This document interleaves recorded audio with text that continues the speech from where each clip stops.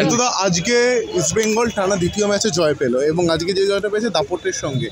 মাস্তানিটা বন্ধ ছিল বেশ কিছুদিন, এবার বাইরের মাটিতে গিয়েও কিন্তু মাস্তানি দেখাচ্ছে দল, কি বলবে? না, এত তাড়াতাড়ি বলার মতো জায়গা আসেনি, টিম ধীরে ধীরে আসছে।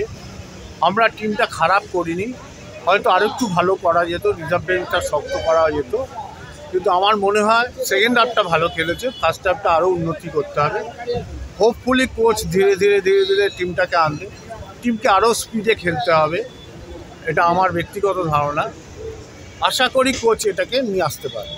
ঋতুদা, এর পরের ম্যাচ ওড়িশা, সল ক্রিস্পোর যেভাবে চোট লাগলো আজকের পরের ম্যাচে আমাদের চিন্তার বিষয়, যেভাবে চোট লাগলো দেখা যাক। আমি খবর পাইনি এখনো, রাত্রিতে খবর পাবো। না থাকাটা আমাদের কাছে সত্যি দুঃখজনক, মানে টিমটা আরও দুর্বল হবে, কিন্তু এই দুর্বল টিমকে নিয়েই সাফল্যর কথা ভাবতে হবে। ধন্যবাদ ঋতুদা।